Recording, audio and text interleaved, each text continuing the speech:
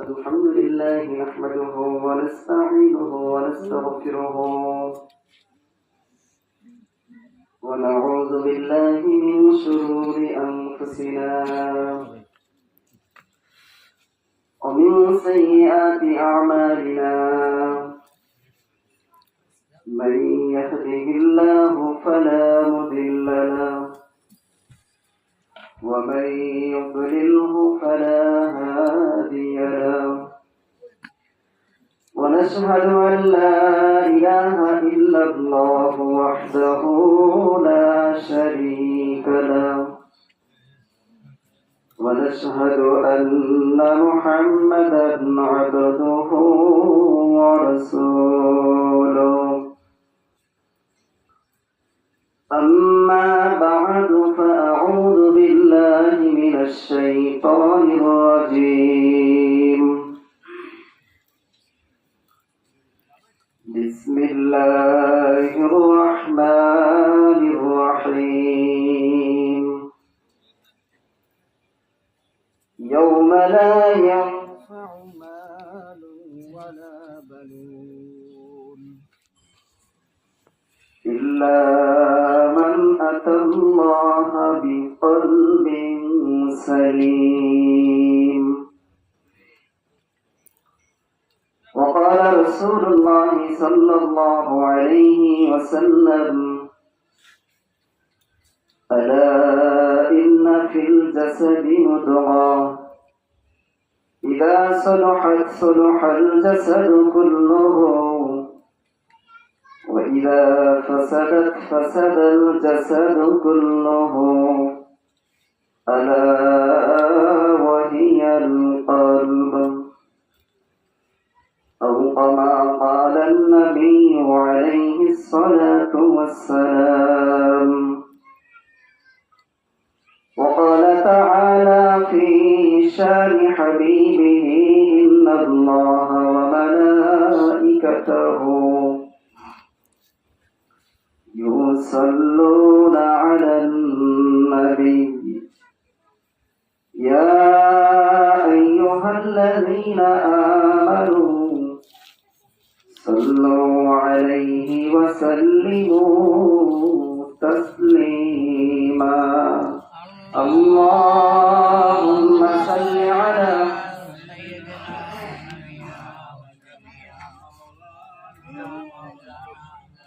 صلى الله عليه وعلى آله وأصحابه وبارك وسلم شكر بولي اللهم صل على سيدنا ونبينا وشفيعنا وحبيبنا مولانا محمد صلى الله عليه وعلى آله وأصحابه وبارك وسلم اللهم صل على سيدنا ونبينا وشفيعنا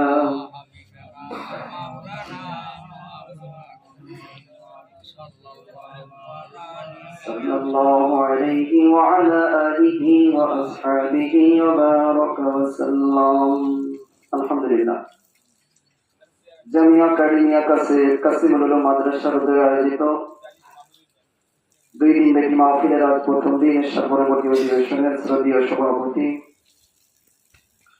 প্রধান অতিথি বিশেষ অতিথিবৃন্দ দূর দূরান্ত থেকে আগত আল্লাহ পাকের আশিকিন জাকিরিন শাকিরিন মুমিন মুত্তাকিন ইমানদার মুসলমান ভাইরা আল্লাহ পাকের শুকর আল্লাহ রাব্বুল আলামিন আপনাকে আমাকে আমাদের সকলকে দুনিয়ার সকল ঝাই ঝামেলা থেকে মুক্ত করে হায়াতে তৈয়বা দান করে দুনিয়ার জান্নাতের বাগান কোরআন হাদিসের মজলিস উলামায়ে কেরামদের মজলিস আশিকিন জাকিরিন শাকিরিনদের এই মুবারক দামি মজলিসে আশা ও বসার তৌফিক দান করেছেন আলোচনা করা এবং শোনার সুযোগ দিয়েছেন আপনারা খুশি না বাজার সেই মহান মালিকের দরবারে কালিমাতুশ শুকর আদায়ার্থে ইমানের আওয়াজকে উচ্চ করে এক আওয়াজে উচ্চ কণ্ঠে সকলে বলি আলহামদুলিল্লাহ হয় না আরো জোরে বলি আলহামদুলিল্লাহ আজকের এই মাহফিলের প্রচার দাওয়াত বিভিন্ন ভাবে সকলের কানে পৌঁছে দেওয়ার চেষ্টা করা হয়েছে।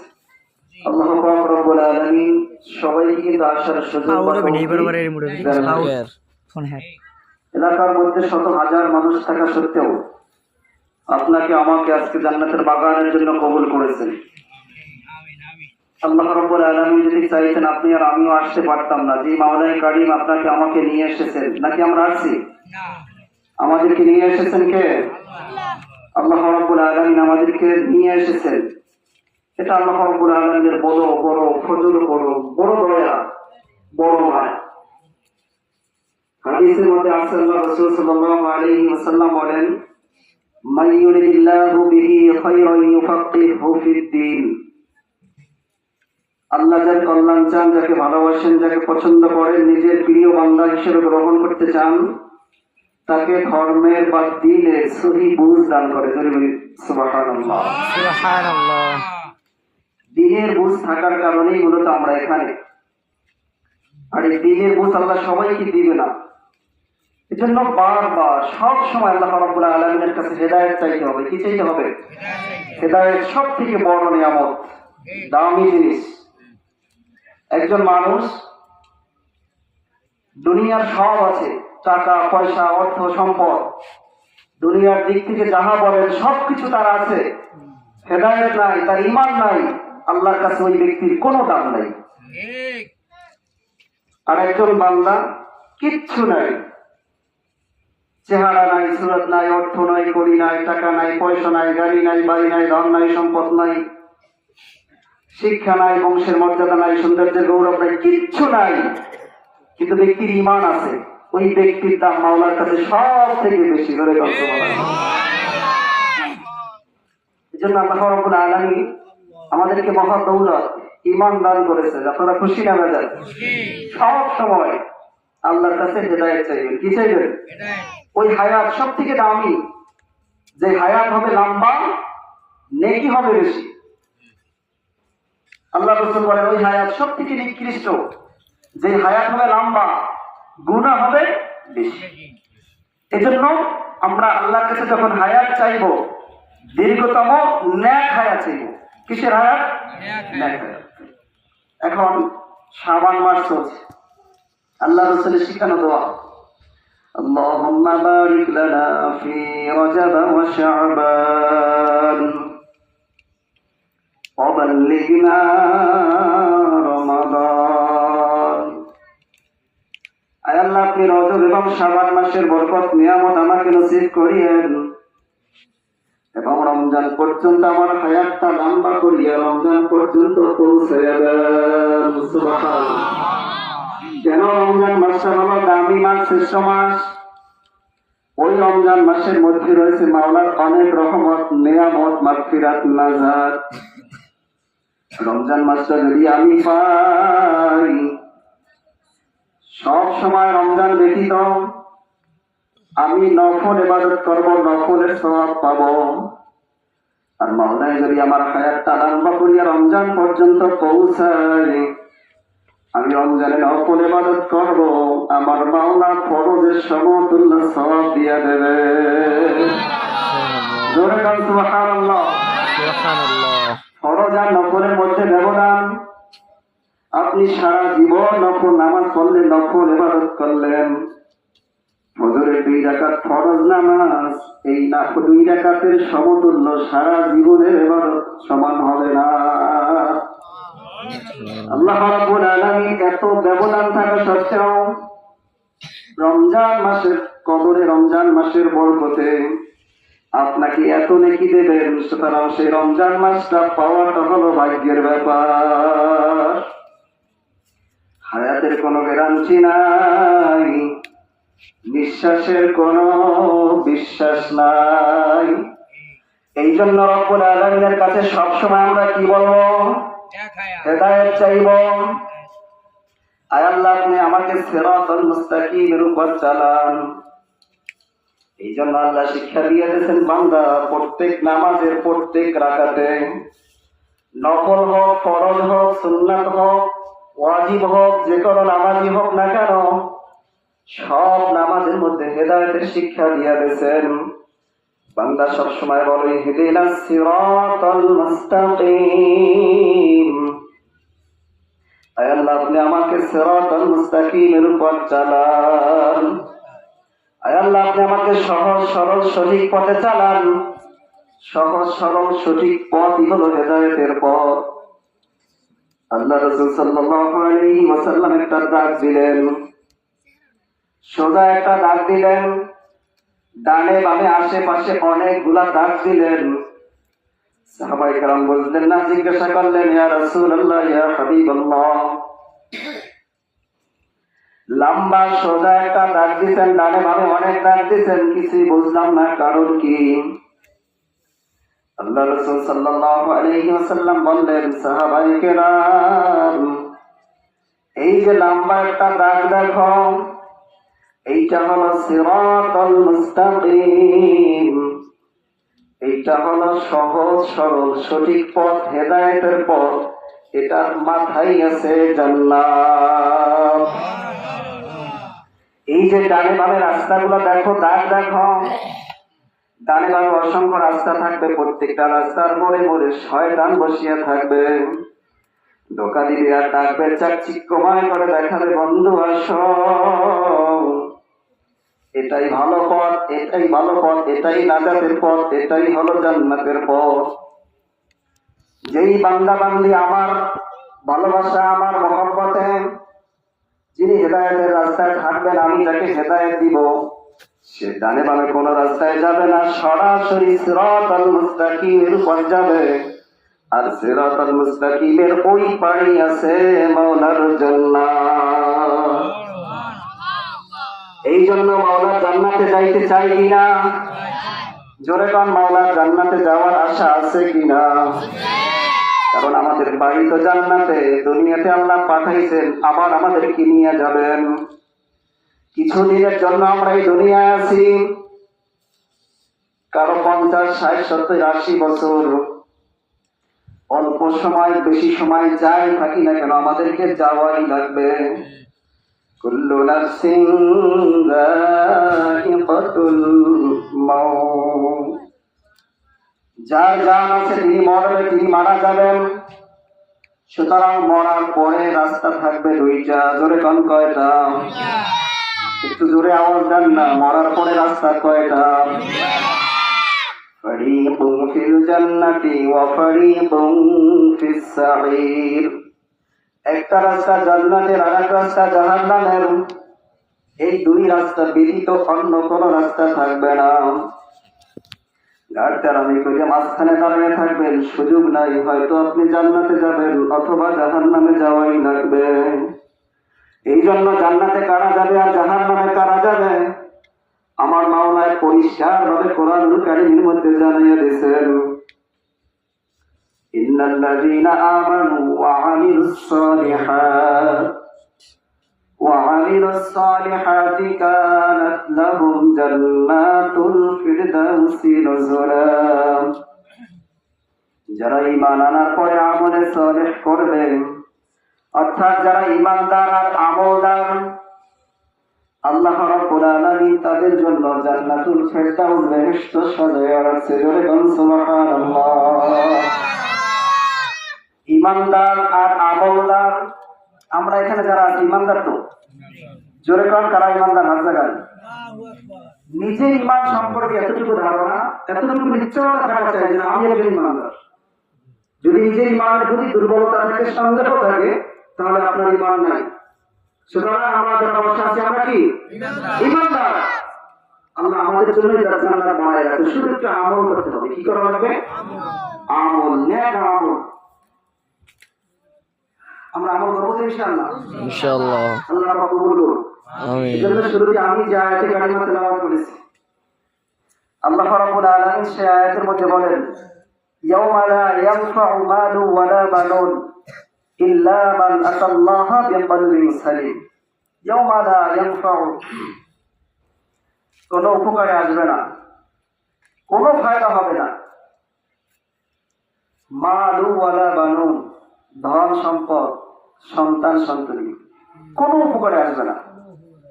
কিয়ামতের ময়দানে আমাদের যে পরবর্তী জীবন আসবে, আমরা যে মৃত্যুবরণ করবো, কবরে যাব, কিয়ামতের ময়দান সংগঠিত হবে।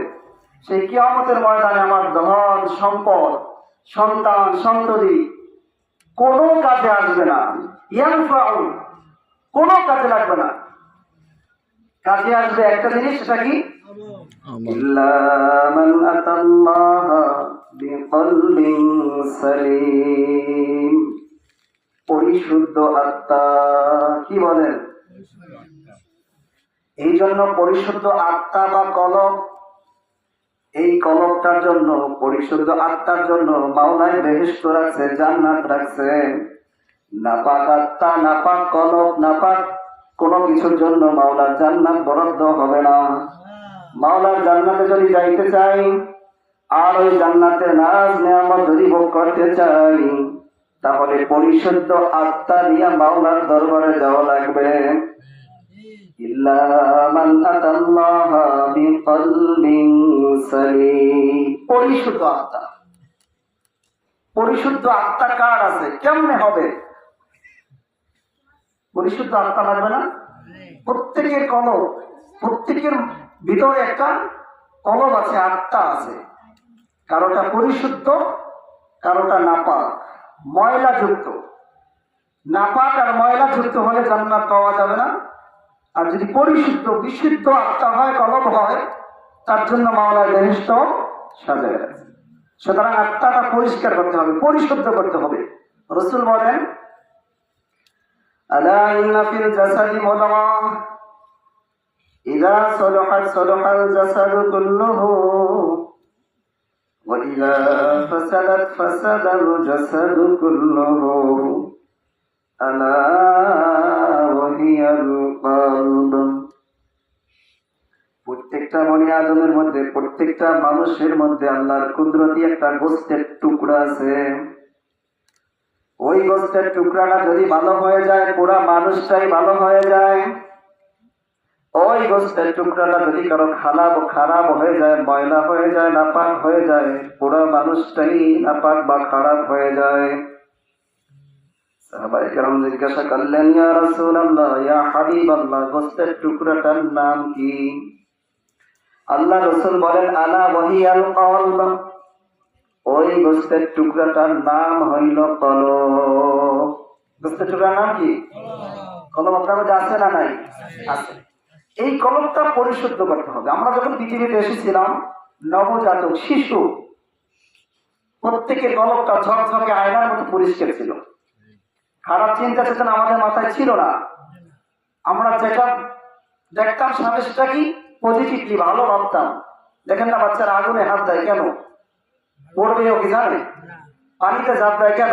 ডুবতে মরবে কি জানে? সব চোখের সামনে দেয়, সব ফ্রেশ ভালো। কারণ কলবটা স্বচ্ছ আয়নার মতো ঝকঝকে পরিষ্কার।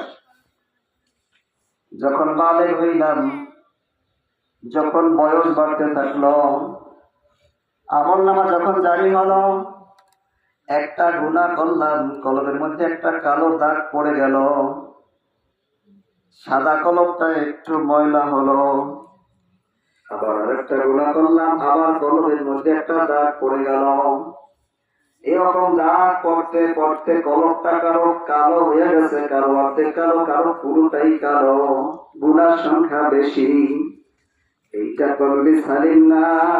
কলবে সালিম হলো পরিশুদ্ধ আত্মা, গুনাহ থাকতে পারবে না। এই জন্য রাসূল বলেন, ওই কলবটা যদি পরিষ্কার করতে হয়, পরিশুদ্ধ করতে হয়, গুনাহ মুক্ত করতে হয়, ওইটার জন্য একটা জিকির বা ঔষধ বাতলাইয়া দিয়েছে। যেরকম জামা কাপড় অপরিষ্কার হলে পরিষ্কার করার জন্য সাবান বা সোটা লাগানোর ব্যবস্থা আছে। দা বটি লোহার মধ্যে যখন জং ধরে রেত মারার ব্যবস্থা আছে, পরিষ্কার হয়ে যায়। প্রত্যেকটা জিনিস পরিষ্কার করার যন্ত্র বা হাতিয়ার থাকে বা আছে। গুনাহ করতে করতে আমাদের কলবটা যে ময়লা হয়ে গেল, এই কলবটা পরিষ্কার করার জন্য আল্লাহ রাসূল যন্ত্র বা হাতিয়ার বাতলাইয়া দিয়েছে। লিকুল্লি শাইইন সিকালাতুন ওয়া সিকালাতুল কুলুবি যিকরুল্লাহ। কলবটা পরিষ্কার করার জন্য অন্যতম হাতিয়ার হইল মাওলার জিকির। জোরে গান সুবহানাল্লাহ। মাওলার স্মরণ, মাওলার জিকির। আমি যেখানে থাকি, যে অবস্থায় থাকি, মাওলাকে বেজার করা যাবে না। আমি যখন যে অবস্থায় থাকি, আমার মাওলাকে রাজি খুশি করা লাগবে। আমার ব্যক্তি জীবনে, আমার পারিবারিক জীবনে, আমার সামাজিক জীবনে, আমার বয়ান করা, আমার বয়ান শোনা, আমার মাদ্রাসা করা, মসজিদ করা, যাহা কিছু করবো সব করতে হবে কার জন্য? ধরে বলি, কুল ইন্না সালাতি ওয়া নুসুকি ওয়া মাহইয়ায়া ওয়া মামাতি লিল্লাহি রাব্বিল আলামিন। আমি যাহা কিছু করব সব কিছু কার জন্য করব? জোরে বলি। যে কথা বলতেছিলাম আয়াতের মধ্যে, মাওলানা বলছেন আমি পরিশুদ্ধ আত্মার জন্য জান্নাত বানায় রাখছি। আর কিয়ামতের ময়দানে রাস্তা থাকবে দুইটা, একটা হলো জান্নাত আর একটা হলো জাহান্নাম। তৃতীয় কোনো রাস্তা বা পথ নাই। জান্নাতে কারা যাবে, জাহান্নামে কারা যাবে? আল্লাহ রাসূল সাল্লাল্লাহু আলাইহি ওয়াসাল্লাম তিনি বলে গেছেন যে আমি নবীর দল, আমি নবীর উম্মতের মধ্যে দল হবে 73টা। অন্যান্য নবীদের উম্মতের দল হবে 72, আমি রাসূলের উম্মতের দল হবে 73। আল্লাহ রাসূল বলেন 73টার মধ্যে 72টা দল গোমরাহ হইয়া ধ্বংস হইয়া জাহান্নামে চলে যাবে। একটা মাত্র দল নাজাত পাইয়া মাওলার বেহেশতে চলিয়ে যাবে। সুবহানাল্লাহ। সাহাবায়ে কেরাম জিজ্ঞাসা করলেন, ইয়া রাসূলুল্লাহ, ইয়া হাবিবাল্লাহ, সেই দলটা কারা? তাদের পরিচয় জানতে চাই। আল্লাহ রাসূল সাল্লাল্লাহু আলাইহি ওয়াসাল্লাম সাহাবায়ে কেরামদেরকে বললেন, সাহাবায়ে কেরাম শোনো, মা আনা আলাইহি ওয়া আসহাবি। রাসূল বলেন, আমি এবং আমার সাহাবারা যেই পথ, যেই মত, যেই আদর্শ, যেই সুরত, যেই সিরাত, যেই আকীদা, আমি এবং আমার সাহাবায়ে কেরাম যেই মত পথের উপরে আছি, কিয়ামত পর্যন্ত যেই লোকটা বা যেই দলটা এই পথে থাকবে তারাই নাজাত পাইয়া মাওলার বেহেশতে চলে যাবে। জোরে বল সুবহানাল্লাহ। এই জন্য সাহাবায়ে কেরামদের নমুনায় আমাদের জীবনকে সাজাতে হবে। আল্লাহ পাক রব্বুল আলামিনের হুকুম, রাসূলের তরিকায়, সাহাবায়ে কেরামদের নমুনায় আমাদের প্র্যাকটিক্যাল জীবনে বাস্তবে রূপ দিতে হবে। প্রিয় ভাইরা আমার, আন্তরিক পৌরসভার 8 নং ওয়ার্ডের মানুষ, আল্লাহ রাব্বুল আলামিন আমাদেরকে বড় ভাস করিয়া, মায়া করিয়া, মহব্বত করিয়া, দয়া করিয়া বানাইছে। কেন? পৃথিবীর সব কিছু সৃষ্টি করেছেন, বানাইছেন আমাদের জন্য, আমাদের উপকারের জন্য, আমাদের কাজের জন্য, আমাদের গোলামি করার জন্য। একমাত্র মানুষ আমাদেরকে বানাইছে মাওলায় তার ইবাদত করার জন্য। জোরে বল সুবহানাল্লাহ। আমা খালাকতুল জিন্না ওয়াল ইনসা ইল্লা লিয়াবুদুন। আমি মানুষ আর জিন এই দুইটা জাতিকে বানানোর উদ্দেশ্য একমাত্র আমি মাওলার গোলামি করবে, ইবাদত করবে। জোরে বল সুবহানাল্লাহ। আমরা গোলাম কার? জোরে বলি, জোরে বল আল্লাহু আকবার। আমরা কার গোলামি করব? যতদিন বেঁচে থাকবো, দুনিয়ায় থাকি, মাওলায় কতদিন রাখছে জানি না। যতদিন, যত ঘন্টা, যত সেকেন্ড আমাকে আল্লাহ বাঁচায় রাখুক, এখন থেকে ওয়াদা করি, ওয়াদাবদ্ধ হই, যতদিন আল্লাহ বাঁচায় রাখেন আপনার গোলামি করব। রাসূলের তরিকায় জীবনকে গড়ব, সাহাবায়ে কেরামদের নমুনায় জীবনকে সাজাবো। এরপরে রাসূলের শাফাত পাইয়া মাওলার জান্নাতে চলে যাব। প্রিয় ভাইরা আমার, সালামান্দার মাদ্রাসা আমার বড় ভাই শ্রদ্ধেয় আসলাম, এই মাদ্রাসাটিকে আপনারা খেয়াল রাখবেন, আপনাদের সন্তান দিয়া মাদ্রাসার সহযোগিতা করবেন। আল্লাহ রাব্বুল আলামিন আপনাদের সবাইকে, এই মাদ্রাসাকে আল্লাহ যেন কবুল করেন। ওয়া আখিরু দাওয়ানা আলহামদুলিল্লাহি রাব্বিল আলামিন। আসসালামু আলাইকুম ওয়া রাহমাতুল্লাহি ওয়া বারাকাতুহু।